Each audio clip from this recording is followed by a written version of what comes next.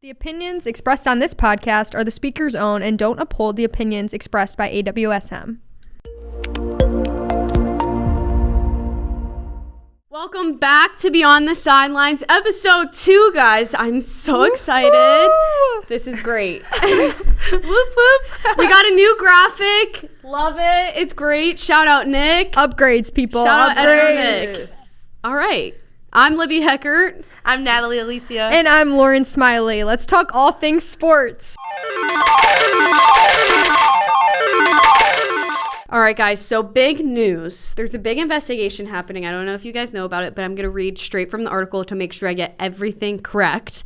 The NCAA announced on Thursday its investigation, or they are investigating sports betting violations against 13 college basketball players.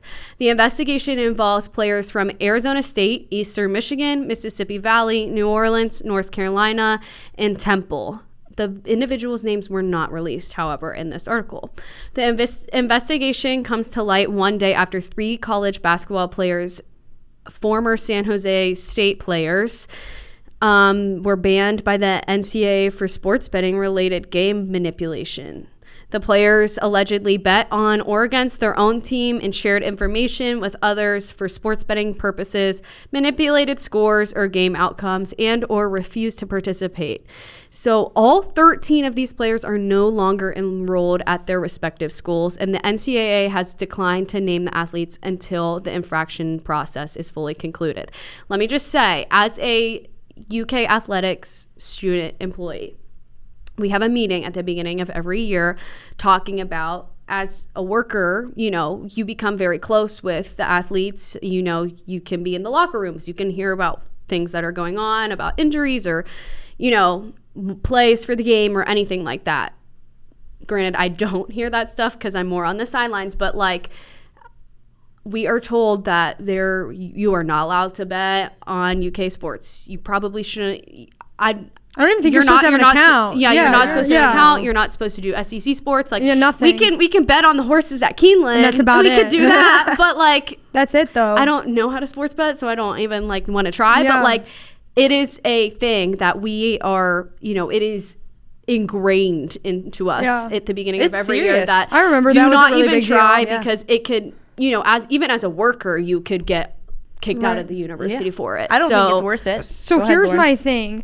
It says here, like, all 13 players are no longer enrolled at their respective schools, but they're keeping the players' names private. Like, if we wanted to dig, like, you can see who's not on the roster anymore at these schools. Absolutely. So I don't know how private we're keeping it or why are we keeping it private. Like, let's put them on blast. Like, what's the investigation? I get maybe, like, we don't want a defamation situation if it's not true, but I'm confused on where they draw the line of, like, hey, this is what we're going to put out here and this is what we're not. Because I'm going to use former Kentucky basketball player Aaron Bradshaw, transferred to Ohio State, and he faced a ton of allegations about sports betting, and he actually was removed from like 5 or 6 games. I think it was 5 to like he couldn't play, and he had a couple other things going on. I mean, it definitely was not just I have a story about sports betting, but like, you know what I'm saying? Like he was that made news. That was a thing. That was allegations, out there.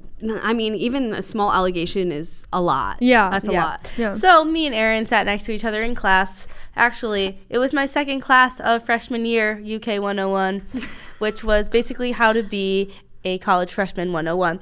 And so it was my first day of class, and like at that time I really had no idea who Aaron was, especially it wasn't even basketball season yet. He was freshman too. So I'm like, do you play basketball? Because he's like 7 feet tall. Yeah. I'm like, do you play basketball? He's like, yeah. And I'm like, oh, nice. Like, I played too. He's like, no, you didn't. And I was like, yeah, I did. I swear I did. And I would want to like 1v. And he was like, nah, you too small. He like went like this to me.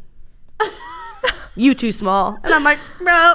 Another great story of Natalie. Yeah, in another life, you can beat him one-on-one. In another life. Tell him what's up. Why don't you maybe hit him up and see? Be like, you want to go? All right. I just feel like maybe. I feel like this investigation, like, you know, sports betting has become such a huge thing in today's society. Like, oh my gosh, I mean, like, I don't think I know a single guy that doesn't do it. Yeah. They're like, oh, my bet's gonna hit. Like, my boyfriend doesn't even watch the games on Saturday, but he won $200 on Sunday. Yeah, my bet didn't hit. Like, It's crazy. But I parlayed it, so it's fine. Like, what does that even What does that even mean? What does that even mean? I don't know, but oh my gosh. I feel like this is a very serious investigation, and I feel like I'm excited to watch it happen because I feel like there's gonna be a lot more things unraveling, and I feel like there's just gonna be more, because there's no way there's only 13 college basketball players doing this. I was gonna say that it's not just college basketball either. Yeah, I think this is Yeah. like just the brink of like a bigger problem that we're gonna get involved in and like hear more about like very recently. Kind of just like in our last episode when we talked that we like just briefly are starting to talk about NIL, like will it grow, will it fade, like we're not really sure. I feel like the same kind of thing for this too, like will this problem just keep getting bigger, or is this like kind of all we're gonna hear for a while? I just feel like there's a lot more college basketball, football, I think there's a lot more players that are probably shaking in their boots right now. And I think it goes beyond college. Oh yeah, for sure. I mean, absolutely. And I think once this comes to light and maybe these names do get released, then I don't know, we'll have to see. Maybe these players will kind of lay back, not do it as much, kind of use this as like a scare tactic. You know what I'm saying? Mm-hmm. But it's like you're probably already making money. Like, what are you trying to do? What are you trying to do? Like they're trying to give their friends money. Tell me what to bet, bro. All right. Yeah, I'll throw the game. I'll throw the game. Totally I'll throw the game. That's crazy. Like, it's crazy.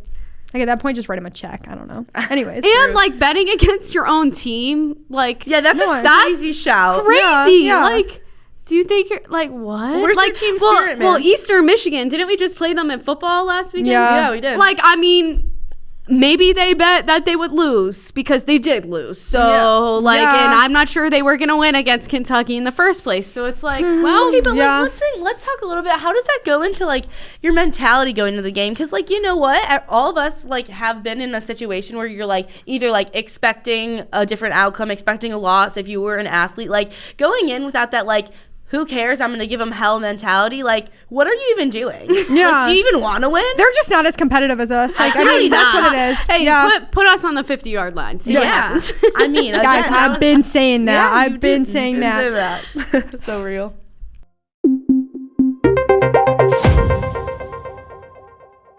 Obviously, it is not college basketball season yet, but we're getting there. But in honor of Kentucky basketball, I wanted to remind you all that this is the 50th year in Rupp Arena, guys. This is actually what Mark Pope said about it. He said, "We are super excited to honor the past while building towards the future. And UK will have various tributes to the program all throughout, highlight reels and different content in recognition during the game. So it should be super fun.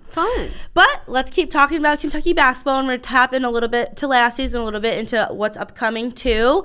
Who do you think was the secret weapon from last year, and how do you think that's going to change, and like who's going to be the secret weapon for this upcoming season? Libby, you want to go first? So I worked a few basketball games last year. So much fun. I love doing it. I love the environment. It's unmatched. Like, I try to get all my hometown friends to come and visit because Rupp Arena is just amazing. I know, it is really cool. It's so cool, and I feel like there's no other place like it. But I'm gonna say Amari Williams. I just think he was a great guy. Like, I got the pleasure of sitting in press conferences and stuff with him and just like seeing how he treated the people around him. And I feel like you guys will learn this a lot about me. That's like a lot of the mentality I have when liking players. Like, you got to be a good guy. That goes a long way, though. Like, when we were talking about Pope last week, I was like, he was a great guy, but I feel like Coach Cal, he was a great guy, but I don't know how he treated people around him. Yeah. Sure. But I feel like Pope is amazing. So Amari Williams, he was awesome. He was great. He was British. He was fun. I don't think there was anything that was a secret about Amari Williams, though. That is so when true. you say That is secret, true. because I'm like, everybody knows him. He was great. I mean, he was him and Ortega, I think, were our guys. And Kentucky basketball was solid all the way around. I have like a funny story. I'm from Michigan. I've grown up coming to Kentucky basketball games. My grandparents have season tickets. And so they're like right on the court, I guys. go with you? They're right on let's the court. go. Give me a game. Lauren's always on the Jumbotron. Are you kidding me? I'm being so serious. We're talking about this later. Like, okay. We can debrief later. Anyways, every year for Christmas, I got a ticket to the game. Me and my sister, we sat down there and we'd come down, whatever. So cute. But really competitive in the Smiley household, like major beef. I thought De'Aaron Fox, he was a left-handed point guard in like 2016, 2017, something like that. was so much better than Tyler Hero. And my sister thought Tyler Hero was like the guy. Our editor Nick over there, he's quaking. Yeah. Hearing this, he is not happy about this. Listen, I haven't heard that reference since like 2008. Well, I had to bring it. We're talking 2016 here. Like, I want to paint the picture of the environment at Rupp for you guys. Like, my sister and I were buddies, but we're competitive. Right. She will go to war with me that Tyler Hero is better than De'Aaron Fox, and I just disagree on every level. So much so that we had to watch Kentucky basketball games in different rooms. So much so that my parents would not let us sit together at the game. Like, you know how like you get separated in church as a kid or something? Like that's what it was like at Rupp Arena. Like, that's how competitive it is. That's the environment. It's so exciting. Beside the point. Amari Williams, not a secret. I think Travis Perry was a secret. Kentucky. He was a Kentucky boy. Like, he was a great point guard. I thought he saw the court really well. He makes like great I really like him. I'm sad to see him go. I know. But I agree. That's a great call. Mine personally would be Ainsley Alminor. See, pronunciation's not my thing, but Alminor. But she's getting there. I'm getting there. Pronunciation. Number 15. Yes, exactly. Number 15. Sure. There's a little bit of a debate, like if he was a secret, because he did get into all 36 games, but not a starter. Probably only started like eight or so games. And I mean, he shot 40% from the 3-point line, and quite honestly, like that is pretty unheard of in collegiate athletics. He also shot like, don't quote me on this one, but like something around 50% from inside the field as well. Like, he was great. I think with the offensive structure that they had, he worked perfectly. Like, when the Cats were doing well, like he just like came in there, he did his job, he knocked down those shots, he played that role. And I think like that takes a certain person be able to come off that bench and knock down. It's hard to come off the bench. It is. He was great from the corner. He knew what he was doing. He's bigger, like good guy, solid pick, I think. What do you guys think? Pretty good? I agree. He grew on me as the season. He did. Yes, he definitely got better. When the season started, I was like, all right, who's 15? He was one of those. Who is this? He was one of the quieter guys. Yeah, exactly. It would be like he'd drop a quiet 15, and you're like, wait, when did he was like nonchalant about it. Yeah. Okay, just a chill, cool guy. Yeah, he is. He was really cool. I was a fan of him. Anyways, when we look up into this upcoming season, my personal secret weapon, or like who I think is going to be a huge role player for us, is going to be Jalen Lowe. He's also number 15 for the season. He's transferred from Pitt. He averaged around like 16.8, 17 points per game last season. He's like exactly what you want out of a point guard. So my prediction is he's going to be our point guard. I mean, don't quote me, but put Natalie on the sidelines, man. Mark Pope, if you need somebody, I got you. She's looking, she's like, I mean, you can always put me in the game too. Like, no big deal. She was ready to take Aaron Bradshaw. I mean, I'll take Aaron Bradshaw and I'll take whoever's spot. Watch your back. Anyways, I just think he's going to thrive within Mark Pope's offense. Like, he loves to drive and dish. So, I'm excited for Malachi. I don't know why. Like, I watched him play in high school, quick second there, and he's got an ego to him. I don't know if that's a hot take, but that comes with being as good as he. Yeah, that's fine. I hope that he is mature enough to play at the speed that Kentucky basketball plays at. If he is, he's goated. I know. But my favorite Double Ortega, my man. Yeah. Like, he's gonna be great. Yeah. Like, I'm rooting for him. I just feel like he had that.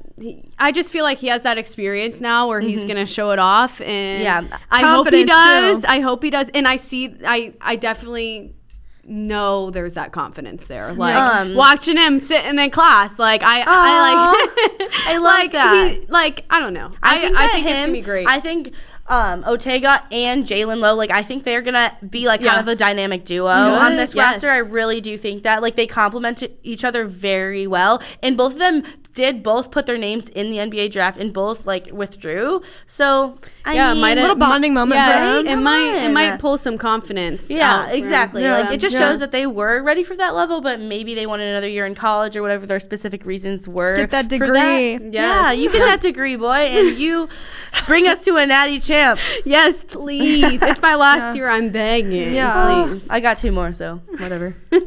It's been brought to my attention that our editor here, Nick, thinks that Tyler Hero is so much better than De'Aaron Fox. So if you guys are going to flame me, that's fine, but put it in the comments. I really don't think so. And maybe I was a left-handed point guard, so and so was he. So I have really a Fox jersey, so. See, I don't know. My sister's not here to defend her point, but.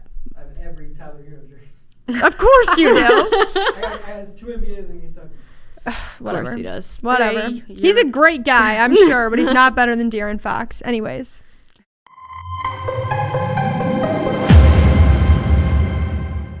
Instead of getting into the stats of the weekend and the game scores, I figured we might as well get into some injury reports. Oh, Joey B. Oh, man.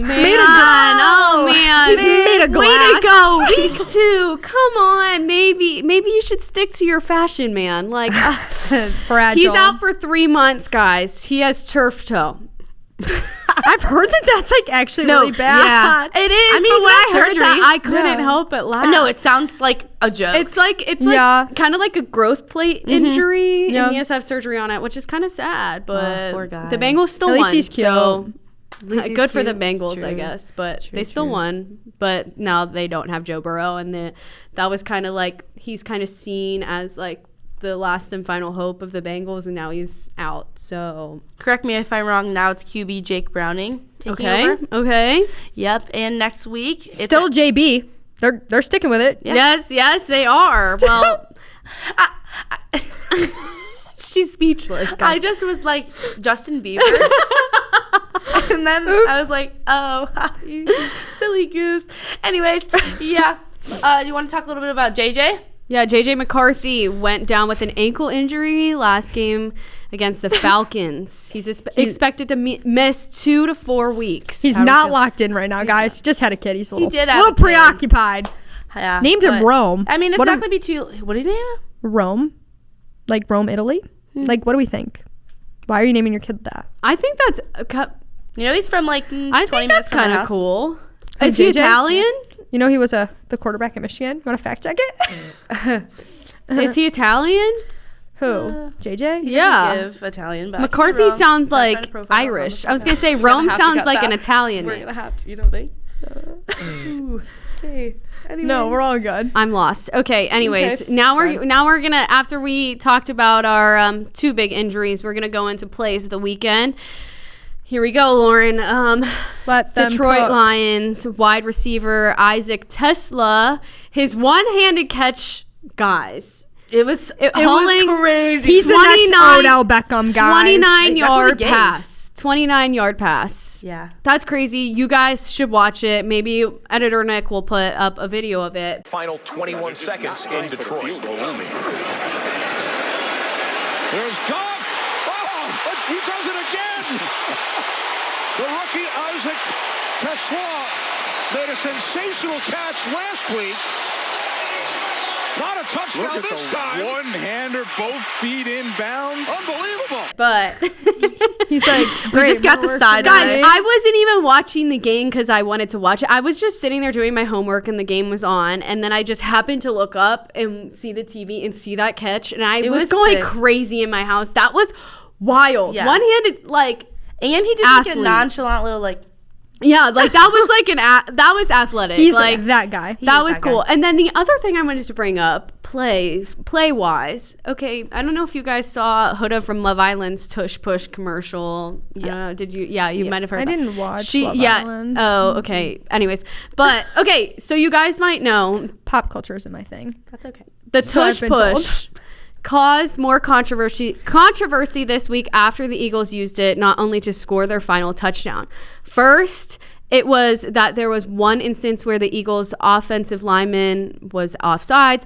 I'm just gonna, in summary, the Tush Push, the officials don't like it because it's really hard to To see. Yeah. to see. And I it's- mean, can you see behind like how many 300-pound dudes? Like, are you kidding me? like Be a little hard. It's Yeah. difficult to see, and they were trying to get it banned, and not all the teams agreed on it. So it's still going on this season. I don't think it needs to be banned. I don't think, like, I understand the perspective of what you can't, like, it's hard for the officials, you can't see it, but I mean, Yeah, it's hard to There's officiate. rules like that in all sports, though. yeah, I guess, yeah. It's hard to officiate, and when in the game, the officials couldn't tell if Jalen Hurts fumbled the ball or not. So yeah. I don't know. In my opinion, and I know officials probably, I don't know that they feel this way too, but I mean, this is just common knowledge. You don't want plays like this in the game, because Right. then it adds like, then the crowd is going wild, and then the coaches are all mad, And then they need an then escort to their car at the end of the night all of a sudden. So I don't know. Yeah. We'll see. We'll see what happens with that in the future. Yeah. See, I'm kind of on the team of whatever. If it works, it works. I don't know. You're just a go with the flow, nonchalant kind of girl. I mean, I don't know. I think at some point, like, sports are sports. Like, it's for the love of the sports. It's like, let's not be nitpicky. Let's just play the sport. I'm going to let you take this one. The kicker of the week. We were just kind of hating on the Cowboys with the Cavenders earlier, but let's swing back. Brandon Aubrey is the kicker for the Cowboys. I'm just going to read it for you guys. 64-yard field goal to force overtime, then hits a 46-yard game winner in a 40-37 win over the Giants. I don't know if you guys caught this game. Crazy game. I hate when the game is left on the kicker. Like, I feel so bad for them. I think of the Tennessee-Georgia game, like Max Gilbert. Like, I'm like, literally just oh my gosh, like, that would be the worst position to be in the world. Like, I cannot even imagine. That's how I feel when, like, a pitcher is pitching at the end and there's like 2 strikes and 3 balls and you're like, oh crap, and you have 3 runners on base, and it's just like back to the kicker thing is like, it technically like looks like your fault, but like no, it's not your fault, because like the whole game, like 100 different things could have happened throughout the game to avoid that situation. Well, but I just feel bad because I get like anxiety for them. I'm like, I mean, that was a crazy kick, but I do feel bad if he did miss it, then everybody would be hating on him on TikTok and X and But Instagram. listen to this. He did his job. He did his job. He did it the right way, and he became the first kicker to convert a game-tying field goal with no time remaining in the fourth quarter and a game-winning field goal with zeros on the clock in OT. Wow. So there we go.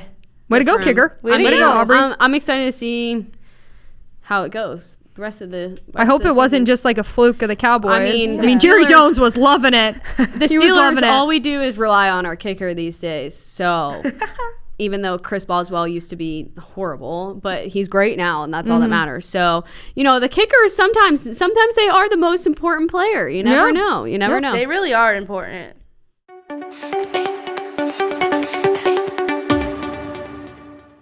So I told you guys last episode that I was going to give a weekly fantasy update, and that was when I was feeling pretty good about fantasy. We're now week 2. I'm 0-2. Oh, no. Yeah, it's not going well. So I can't even believe I'm like putting myself on blast like this, but I lost this week 149 to 83. Oh man. I mean, I was thinking about you this morning when I was watching NFL Countdown this morning, or not this morning. Sorry guys, long day. Last Sunday when I was watching it, and they were going over all the top fantasy picks and what they were expecting from the different players and whatever, and I was like, I wonder how Lauren's gonna do today. I really do. Yeah. Every time I got a fantasy notification, I was like, I can't even look. It was just embarrassing. It was at that point. Embarrassing, and like, it's embarrassing. It really I can see where it affects people's moods. Yeah, it's okay. I had some kid get up in my like CIS 110 class and give a speech on how fantasy like impacts like his daily like his routine and his like emotional mental health. Oh my gosh. And I thought it was like complete like I was like, this is a joke. Right. I have a story about fantasy football, guys, from my childhood. So my dad, shout out dad, always had a big fantasy football draft with all of his friends at my house.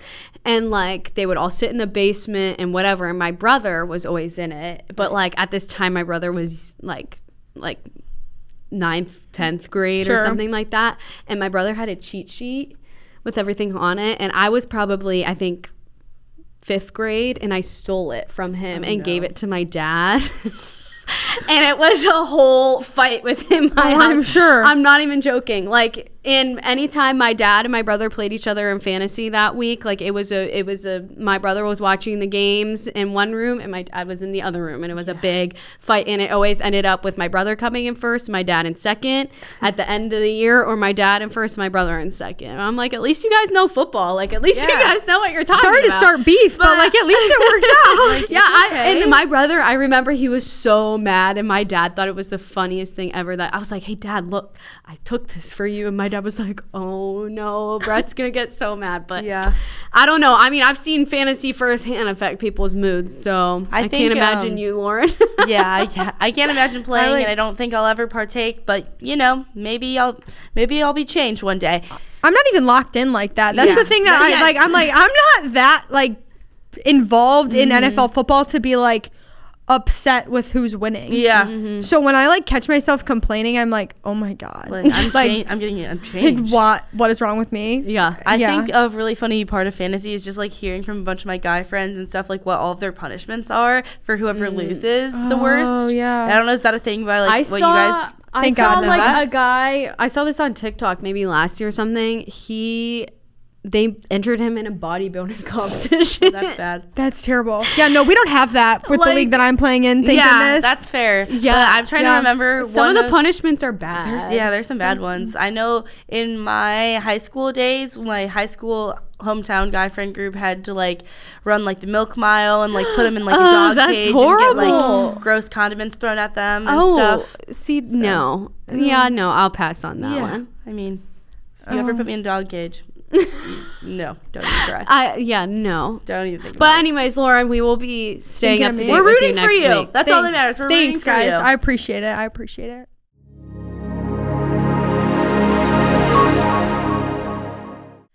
And we're going to get back into our awe moment for week 2.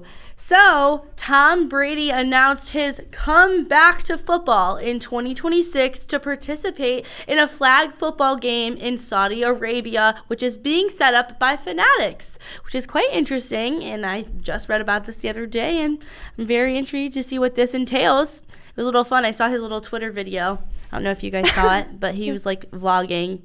So it was cool. Okay, vlogger. Other players to include with him in this whole shindig: Saquon Barkley, Christian McCaffrey, CeeDee Lamb, Max Crosby, Rob Gronkowski, love him, and Sauce Gardner.